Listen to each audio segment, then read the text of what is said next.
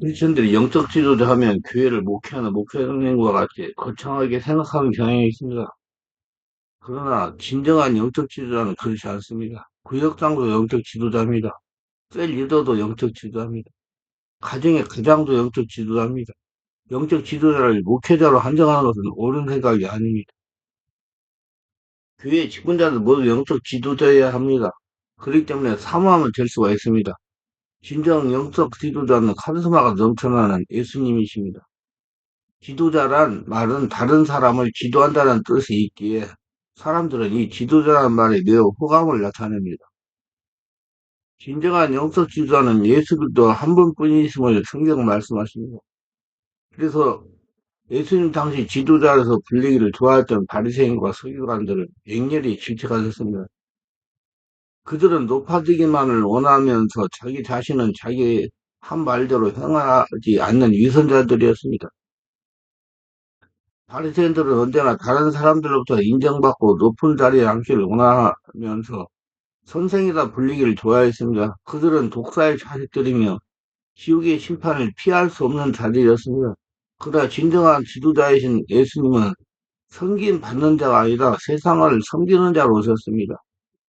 우리 예수님처럼 섬기는 지도자가 되기 위해서 먼저 가정으로 돌아가야 됩니다. 특별히 아버지들이 먼저 가정에서 섬기는 지도자가 되는 것입니다. 가정의 영적 지도자로서 아내를 위해 희생하고 자녀들에게 하나님의 말씀을 가르치고 그 말씀대로 순종하는 삶의 모범을 보이면서 그들을 그리스도의 제자로 양육하는 겁니다. 이것은 굴림보다는 섬김을 통해서만 이룰 수가 있는 삶의 열매입니다. 이처럼 가정에서 훈련받은 진정한 섬기는 지도자들이 오늘 또 서로 높아지겠다고 싸우고 반목하면서 이 세상을 전쟁터로 만들어 놓은 잘못을 바로 잡을 수 있습니다. 섬기는 지도자 앞에서 군림하려는 지도자는 결국 부끄러움을 느끼면서 무릎을 꿇는 것이기 때문입니다. 이것이 예수님이 보여주신 삶의 모습입니다. 가정에서 먼저 섬기는 지도자 삶의 훈련하십시오. 그곳에 우리의 살 길이 열려 있습니다. 예수님은 이 땅에 살았던 지도자들 가운데 가장 위대한 지도자입니다. 예수님이 이 땅에서 섬기는 지도자에서 보여준 여러 가지 영역에서의 모습은 오늘 크리스천들이 지도자가 되기 위해 갖춰야 할 필수적인 요소가 됩니다. 실제 예수님은 광야 훈련을 통과하셨습니다. 마태복음 4장 4절로 10절에 내가 만일 하나님의 아들이거든 명하여 이 돌들이 떡덩이가 되게 하라. 예수께서 대답을 하라 그랬어요. 사람이 떡으로만 살 것이 아니요 하나님으로 나오는 모든 말씀으로 살 것이나 하였느니라. 이에 마귀가 예수를 거룩한 성전 꼭대기에 세우고 내가 만일 하나님의 아들이면 뛰어내리라. 예수께서 이르시되 또 기록되되 주 너희 하나님을 시험치 말라 하였느니라 가신대 마귀가 또 그를 데리고 지그 높은 산으로 가서 천하만국과 그 영광을 보여가로되 만일 내게 엎드려 경배하면 이 모든 걸 내게 주리라. 이에 예수께서 말씀하시되 사단아 물러가라. 기록에서 주 너희 하나님께 경배하고 다만 그를 섬기라 하였느니라. 예수님의 광야 시험은 하나님의 허락하심과 예수 그리스도의 복종에 의한 자발적인 사건입니다. 예수님의 광야 시험은 아담의 시험과 비교됩니다. 아담은 낙원에서 시험이 있었지만 예수님은 광야였고 아담은 모든 것이 풍족해서 동산의 모든 것을 취할 수 있었지만 예수님은 광야에서 40일간 굶주렸습니다. 그래서 예수님의 시험은 아담보다 더 극렬하고 극심한 시험이었습니다. 예수님의 시험은 또한 이스라엘의 시험과 비교됩니다. 이스라엘은 40년 동안 광야에서 시험을 받았으나 하나님을 원망하고 불순종했지만 예수님은 성령의 인도를 받으면서 순종하셨습니다. 그들은 금송아지를 섬겼지만 예수님은 하나님 외에 다른 어떤 것도 섬기지 않았습니다. 마귀의 첫째 시험은 돌이 떡덩이가 되게 하는 시험이라고 40일간 굶주림 속에 있는 예수님께 사단은 먹을 것에 대한 시험을 합니다. 허기를 추구하는 것은 자연스러운 것이고 죄가 될 수 없습니다. 그러나 예수님은 떡만이 아닌 하나님의 말씀으로 산다는 것을 통해 사람은 하나님의 말씀으로 살 수 있음을 증명합니다. 그래서 모든 것을 가능하게 합니다. 떡이 아니더라도 하나님은 그의 백성을 살게 할 수 있습니다. 예수님은 자신의 능력으로 떡을 만들 수 있었습니다. 그러나 그걸 거절하심으로써 자신의 능력을 자신의 이익을 위해 사용하지 않았습니다. 예수님은 그의 삶의 모든 것이 하나님을 의뢰했습니다. 예수님이 자신을 기본적인 필요에 대한 하나님을 의지했습니다. 마귀의 두 번째 시험은 부귀 영광을 보이고 시험합니다. 마귀가 또 예수를 높은 곳에 이끌고 올라가서 순식간에 천연만 걸 보이며 그러죠. 이 모든 권세와 그 영광을 내가 내게 주리니 이것을 내게 넘겨준 것으로 나의 원하는 자에게 주노라. 그러므로 내가 만일 내게 절하면 다 내 것이 되리라. 누가복음 4장 5절로 7절. 인간의 욕망은 부귀와 장소가 소원이고 영광이 아닙니까? 그러나 예수님은 세상의 부귀와 영광이 아무리 좋을지라도 이는 몸을 위한 것뿐 나를 위한 것이 아님을 아시기에 하나님만을 경배하고 다만 그를 섬기라 했다고 말씀합니다. 하나님이 누구입니까? 이 세상을 창조하시고 주관하시는 분이십니다. 세상에 주인을 두고 누구에게 경배할 수가 있습니까? 자신의 몸 안에 하나님이 계시고 하나님 안에 자신 있는데 세상에 자기 것인데 준다고 하여 경배하리니 할 말이 없을 것입니다. 사단의 세 번째 시험에서 더 적극적인 태도를 취합니다. 두 번째 시험에서 그렇게 하나님을 신뢰한다면 이번에는 성전에서 뛰어내리라는 겁니다. 하나님의 아들인데 하나님이 당연히 다치지 않게 하실 것이라는 논리입니다. 사단은 하와에게 자신의 목적을 위해 하나님 말씀을 유혹하듯이 예수님에게도 성경을 유혹하여 인용합니다. 인용할 양식을 위하여 하나님을 절대적으로 의지하는 믿음이 있다면 성전에서 뛰어내림으로써 하나님의 섭리적인 보호에 대한 약속을 신뢰하라는 것입니다. 그러나 예수님은 자신의 삶의 필요를 위하여 하나님을 의지하는 것과 인위적으로 조성된 어려움으로부터 자신을 구해달라고 하나님께 도전하는 것이 분명히 다름을 알고 계셨습니다.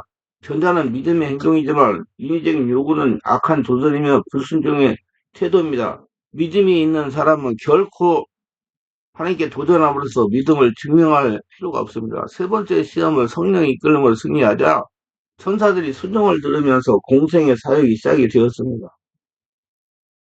예수님이 하늘나라라는 것을 증명하시며 사역했습니다. 이에 마귀는 예수를 떠나고 천사들이 나와서 수종되니라. 마태복음 4장 11절. 회당에서 가르칠 때 주의 성령이 내게 임하였으니 이는 가난한 자에게 복음을 전하게 하시려고 내게 기능을 부으시고 나를 보내사 포로된 자에게 자유를 눈먼 자에게 다시 보게 함을 전파하며 눌린 자를 자유롭게 하고 주의 은혜를 전파하게 하려 하심이라 하였더라. 누가복음 4장 18, 19절. 귀신들이 예수님이 누구신지 알고 정처를 폭로하였습니다. 회당에 더러운 귀신 들리는 사람이 있어 크게 소리를 더 이르되 아 나사렛 예수여 우리가 당신과 무슨 상관이 있나이까? 우리를 멸하러 왔나이까? 나는 당신이 누군 줄 아노니 하나님의 거룩한 자이다. 예수께서 꾸짖어 이르시되 잠잠하고 그 사람을 나오라 하시니 귀신이 그 사람을 무리 중에 넘어뜨리고 나오되 그 사람은 상하지 아니한지라 다 돌라 서로 말하여 이르되 이 어떠한 말씀인가 권위와 능력으로 더러운 귀신을 명함에 나가는 듯 하더라. 이에 예수의 소문이 그 금방 사방에 퍼지더라. 누가복음 4장 33절로 37절. 첫 사람 아담은 사람의 말을 듣고 행하다가 하나님의 있음이 불합격했으나 둘째 사람 아담 예수님은 성령의 인도를 받으면서 진리의 말씀으로 마귀의 시험을 세 번을 물리쳤습니다. 시험을 물리치고 나니 천사들이 수종을 들었습니다. 회당에서 천국을 전파하실 때 귀신들이 소리치며 정사를 풍미해서 귀신을 쫓아내셨습니다. 여러분 귀신 쫓아는 예수님께서 처음 하셨습니다. 예수님이 제자들은 다 귀신을 쫓아내야 됩니다. 귀신 쫓아내는 게 잘못된 것은 아닙니다. 자꾸 귀신 쫓아내면 잘못됐다고 이해하는 사람도 있는데 그건 정말적으로 잘못된 생각입니다. 예수님이 먼저 귀신을 쫓아냈습니다. 예수님은 성령 이끌림 받으면서 예수께서 친히 한나라라는 것을 세상에 실증하기 위하여 귀신 들린 자를 자유하게 하셨고 문둥병자를 치유하셨고 죽은 자를 살리시고 중풍자를 자유하게 하셨습니다. 예수님은 광야 시험을 승리하신 후에 하나님 나라를 증명하셨습니다. 우리가 광야 훈련을 통과해야 하나님 사랑을 감당할 수가 있을다는 걸 친히 보여주신 것입니다. 여러분 아브라함이나 뭐 이삭이나 야곱이나 다윗이나 요셉이나 다 광야훈련을 했습니다. 여러분 광야훈련 다 해야 통과해야 됩니다. 모세는 40년간 광야훈련을 했습니다. 자기 인간주의 인본주의를 빼내고 온전히 하늘나라 성전으로 만드는 광야훈련이 있다는 걸 아시고 광야훈련을 달게 받으시고 예수의 영으로 충만하셔서 하나님께 쓰임 받으시기 바랍니다. 예수님은 하나님 나라의 비전이 있었습니다. 예수는 팔레스타인 지역의 작은 동네에서 활동하셨지만 그의 머리에는 항상 하나님 나라가 자리하고 있었습니다. 그렇기 때문에 말씀을 가르치실 때도 질병을 고칠 때도 하나님 나라가 사역의 근거가 되었습니다. 제자들을 훈련하시고 그들에게 사역을 맡길 때도 하나님 나라의 비전을 근거로 하셨습니다. 당장 눈에 보이는 것만을 추구한 것이 아니라 하나님이 기대하시는 커다란 비전을 추구하신 것입니다. 지도자는 멀리 넓게 내다봐야 됩니다. 직장 내에 어떤 위치에 있던지 크리스천 직장인은 바로 이런 비전을 소유해야 됩니다. 예수님은 오로지 하나님 나라에만 비전을 주었습니다. 예수님은 하나님 나라의 복음을 선포하시며 전도하시기 위해서 오셨고, 예수님 자신이 하나님 나라 구체적인 표현하시기 때문에 예수님의 삶은 우선순위가 분명했습니다. 사명감이 투철하신 분이었습니다. 예수님은 삶의 분명한 목표를 확인하였습니다. 무엇을 위해 오셨는지에 대한 제 확인이 수시로 있었습니다. 이 땅에 오신 목적이 분명했다는 겁니다. 분명한 목적이 있으면 그 삶은 아름답습니다. 현대인들의 삶이 공허한 것은 거짓된 기대와 인위적 필요와 덫에 속박해서 꼼짝 못하고 있기 때문이다. 그래서 많은 일로 염려하며 분주하지만 참된 반정이나 안정을 느끼는 일은 드뭅니다. 그러나 예수님은 주요한 일을 우선적으로 행하셨습니다. 누구든지 원하는 사람들은 모두 다 올 수 있도록 문을 여시는 일이 더 중요했기 때문입니다. 의문에 속해 있었던 일들을 밝히시는 일이 더 중요하고 시급했기 때문입니다. 그래서 예수님은 천국 복음을 선포하시며 치유 사역을 통해 많은 복음을 보여주셨습니다. 예수님은 영적으로 늘 깨어 있었습니다. 영적으로 깨어 있었습니다. 예수님은 하나님의 아들이지만 항상 하나님과 연합하는 기도를 게을리하지 않았습니다. 새벽 유명의 기도로 하루를 시작하셨고 중요한 일을 앞두고는 밤이 맞도록 기도하셨습니다. 그는 하나님의 아들이시기 때문에 능력을 행하실 수 있었지만 제자들에게 기도를 통해서만 하나님의 능력이 나타날 수 있다고 가르치셨습니다. 영적인 생활은 항상 그의 사역보다 우선했습니다. 오늘 많은 지도자들이 무언가 많은 업적을 이루다가 영적으로 메마르게 되는 것을 봅니다. 오늘날 우리가 지도자에서 영역을 제대로 감당하기 원한다면 예수님에게서 기도의 본을 받아야 됩니다. 어떤 다른 능력보다 하나님과 교제를 통해서 얻어지는 영적인 능력을 소유할 때 지도자로서 사역을 감당할 수 있습니다. 예수님은 지칠 줄 모르는 사역의 능력과 기도를 통해서 지혜를 통해서 하나님에게 힘을 얻으셨습니다. 예수님은 지칠 줄 모르는 사역의 비결을 위해서 내리신 하나님의 능력을 받으시기에 한적한 곳에서 혼자만의 시간을 가지시고 기도하셨던 것이 였습니다. 하나님과 친밀한 관계를 맺음으로 하나님의 능력을 받아 행하셨던 것입니다. 그러나 예수님은 사역의 중심은 사람이었습니다. 사람을 살리는 일을 하셨습니다. 예수님의 사역이란 그를 따르는 사람들을 가르치시고 섬기고 훈련시키는 것이었습니다. 세상의 지도자들은 어떤 프로젝트를 이루기 위해서 사람을 부리고 이동하는 데 비하여 예수님께는 사람을 가지고 섬기고 훈련시켜서 하나님 나라 확장의 일을 하도록 하는 것이었습니다. 하나님 나라가 되도록 하시는 일이었습니다. 또한 사람에게 관심을 갖는데도 세상적인 기준으로 뛰어난 사람들에게 관심을 가진 것이 아니라 오히려 세상에서 소외된 사람들을 더 찾으셨으며 그 당시 사람들은 무시했던 아이들을 더 받아들이셨습니다. 사학과 돈, 개인의 성수와 업적의 성공의 기준이 된 오늘 사회에서 참된 지도자가 되기 위해서는 이런 예수님의 자세가 필요합니다. 많은 그리스도인들이 대체적으로 소모하는 스타일로 사역을 합니다. 소모하는 스타일이란 일정한 사역 시간을 정해놓은 것이 아니라 그냥 일정 시간 없이 불규칙적으로 하는 것을 말합니다. 그래서 그냥 바쁘기만 하기 때문에 지쳐서 맥이 빠지게 탈진하기 쉽습니다. 무조건 열심히만 하는 겁니다. 열심히 하는 사람 위에 속한 사람입니다. 그러나 예수님은 하나님과의 관계를 재정립하여 사역을 집중해서 하셨습니다. 하나님이 하라는 사역을 하셨다는 겁니다. 영적인 사람, 여러분들도 하나님이 허라는 일을 하세요. 하나님과 관계 우선을 두고 사역을 하셨습니다. 영적인 사역을 하신 후에 한적한 곳에서 휴식을 취하기도 하셔서 지치지 않으셨습니다. 많은 일을 하는 것이 중요한 것이 아니라 일을 우선순위를 정해가지고 하나님이 원하는 사역에 효율적이 높이고 집중해서 하는 것이 필요합니다. 그래서 여러분, 제발 열심히 하지 말고 하나님이 시키는 일, 하나님이 원하는 일만 하시기 바랍니다. 그래서 피곤하지 않게 하시고 자기 관리를 잘 하시고 은혜가 충만하시기 바랍니다. 인격적으로 많은 사람들에게 도전이 되셨습니다. 예수님은 자기를 따르는 사람들을 사랑하셨습니다. 그러면서도 종교 지도자들의 불의와 죄악을 엄격하게 꾸짖으셨습니다. 그런 제자들의 발을 씻어줌으로 겸손의 벌을 보이시고 겸손하도 가르쳤습니다.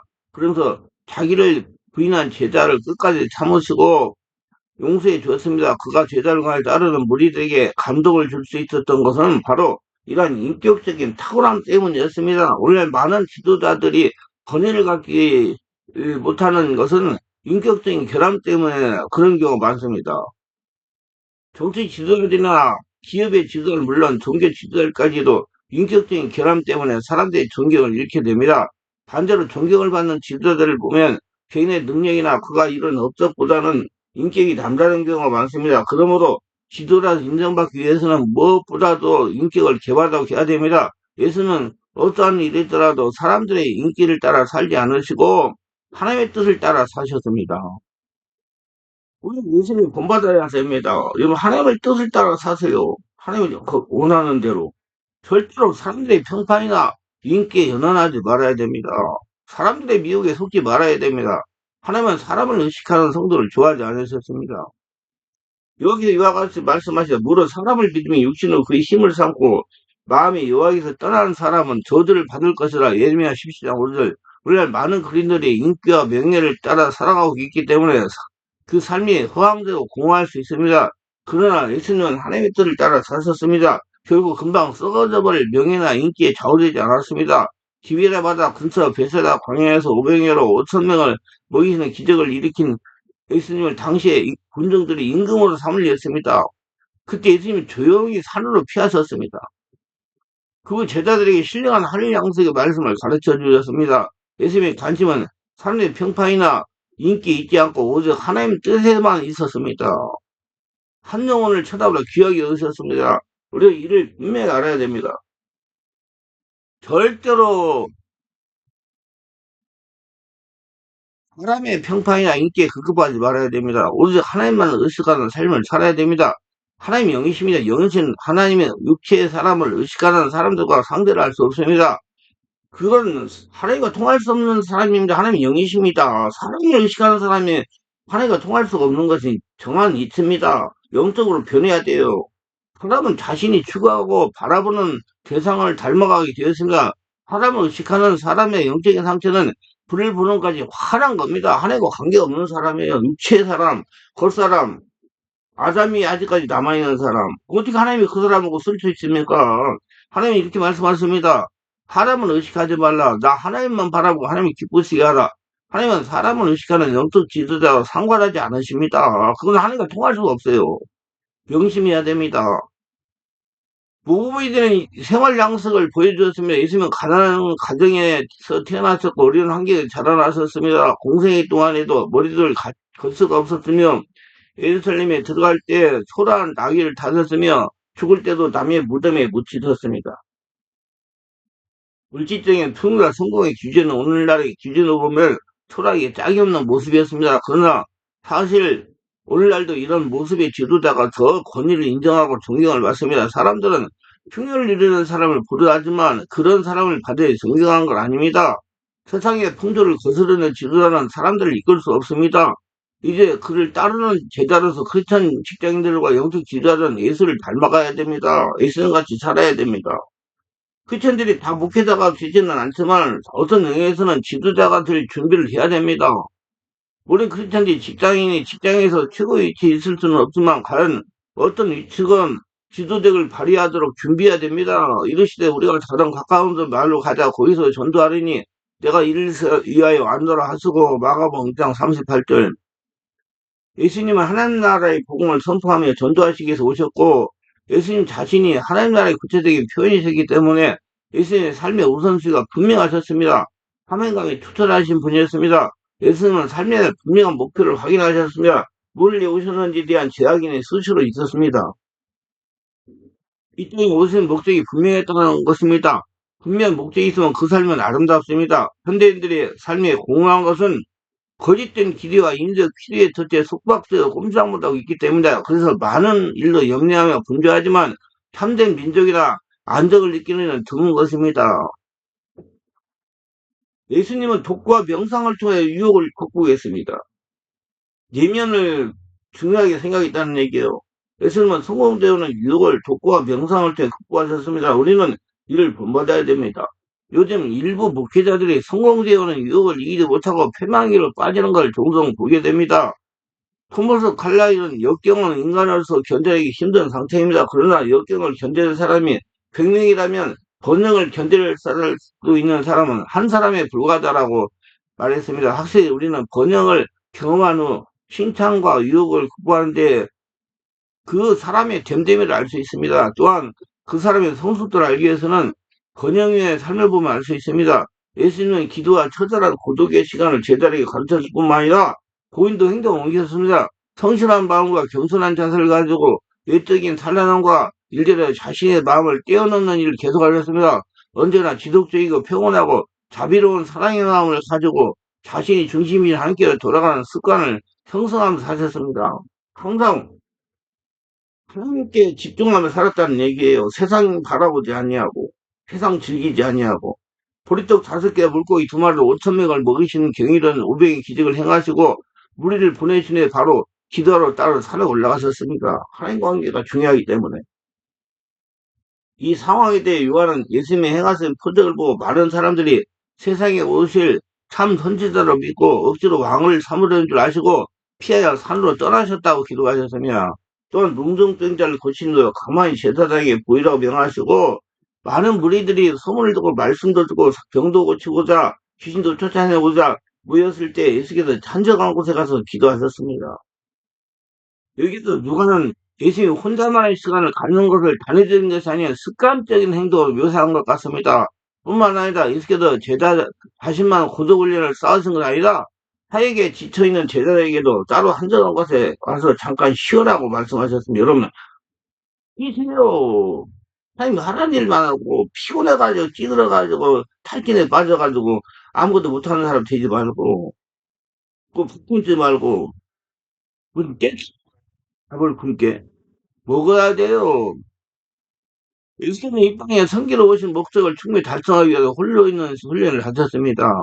예수님은 많은 기적과 이적을 행하심으로 당시 로마의 지배를 받고는 이스라엘 해방자여 구원자로 숭상을 받을 수밖에 없는 상황이었습니다. 그래서 제자들은 예수님이 부활하시고 승천하시는 날까지 끊임없이 이스라엘의 회복에 대한 관심을 가질 수밖에 없었습니다. 그러나 예수님은 자신의 목적을 결코 잃어버리지 않으셨습니다. 그리고 제자에게 사람의 미혹을 받지 말라고 강조하셨습니다. 완전한 인성을 가졌을 게 그 유혹의 끝에 걸려 넘어질 수 있으셨지만 예수님은 혼자만의 시간을 통해서 하나님께 기도하심으로 성공되어오는 영웅적 기원에 빠지지 않으셨습니다. 예수님은 세상을 정복하기 전에 먼저 자신을 정복하셨습니다. 오스왈드 샌더스가 세상을 정복한 사람들은 세상을 정복하기 전에 먼저 자신을 정복한 사람들이라고 하였듯이 예수님은 세상을 정복하시기에 충분한 만큼 자신의 영혼을 철저하게 관리하셨습니다. 자신의 이기적인 면, 절망하는 면, 포기하고 싶은 인내하지 못한 면을 이기는 것이 바로 인간 최고의 가치는 승리가 되는 것입니다. 당시 노마에 지배하였던 시대적 상황 때문에 이스라엘 백성들은 자신들을 해방시킬 지도를 찾고 있었습니다. 그래서 그들은 예수님의 기적과 이적을 보고서 자신들의 왕으로 삼고자 했습니다. 진정한 메시아로서 예수님을 대하기보다는 이스라엘 나라의 왕으로만 섬기려 했던 것입니다. 사사시대의 백성들이 사사를 통해 하나님께서 이스라엘 나라를 다스리는 것보다 열방들과 똑같은 왕이 세워져 왕이 백성주의여 싸우기를 원했던 것처럼 이스라엘은 예수님을 이 세상의 왕으로 세우기를 원했습니다. 그러나 예수님은 백성들의 그런 의도를 아시고 철저히 자신을 배제하고 구별하시고 사람들을 피해서 산으로 가서 환자방 가서 곧장 하나님께 기도하셨습니다. 예수님은 세상을 정복하기 전에 먼저 자기 자신을 정복하신 분이면 여러분 자기를 정복하는 거 참 힘듭니다. 바로 그 비결을 절제해서 그렇게 예수님께서는 친히 본을 보이시며 제자에게 절제하는 것에 승리의 삶의 비결이라고 말씀하셨습니다. 또 그것만이 자기 자신을 정복하는 것이라고 교훈하십니다. 또 우리에게 이르시되 아무리 나를 따라오든 자기를 부인하고 날마다 제 십자가를 지고 나를 쫓을 것이니라. 누가복음 9장 23절. 자신을 제대로 정복할 수 없는 사람은 하나님의 군사가 될 수 없고 하나님의 쓰이는 사람이 될 수 없습니다. 자신도 제대로 정복하지 못하는 사람이 어떻게 하나님의 군사가 될 수 있겠습니까? 우리는 자신을 먼저 정복하는 훈련을 해야 됩니다. 자신을 정복하는 사람이 절제할 수 있는 성도가 되는 것입니다. 세상을 살아가다가 보면 여러 가지 유혹이 많이 있습니다. 이를 우리는 성령이 충만한 깊은 영성으로 이겨야 됩니다. 사실 이기는 자만이 하나님의 군사가 될 수 있습니다. 그러기 위해서는 예수님이 보여주신 이 일곱 가지의 영역에서 계속해서 자신을 개발해야 될 겁니다. 성찰해야 될 겁니다. 자기를 절제해야 됩니다. 우리는 예수의 행적을 보면서 영적 지도자에서 자기를 준비해야 됩니다. 영적 지도자는 목회자만을 말하는 것은 아닙니다. 가정의 가장도 영적 지도자입니다. 크천이 직장의 상사라면 영적 지도자입니다. 물론 교회를 이끌어가는 목회자는 두말할 필요도 없을 것입니다.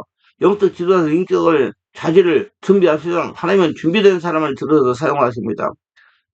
열심히 지도력을 배우시기를 바랍니다. 배워서 각자 자기가 담당한 분야에 적용해가지고 그래야 이 땅에 기독교 문화가 자리 잡도록 하는데 이를 감당하시기를 예수님의 이름으로 축원합니다. 기도합니다. 오늘도 저희 설교를 끝까지 시청하신 분들 축복하옵소서. 구독, 좋아요, 알람 설정, 후원하시는 분들을 기억하시고 성령 충만받아 자신을 잘 되돌아보고 예수님의 지도자로서 이 사명들, 지도자에서 영성들을 보고 깨닫고 지도자가 되어 사는 게 크게 쓰임받으며 영광 돌리며 하나님의 복을 거둬들이는 복된 자들이 다 되게 하소서. 예수님 이름으로 기도드리나이다. 아멘.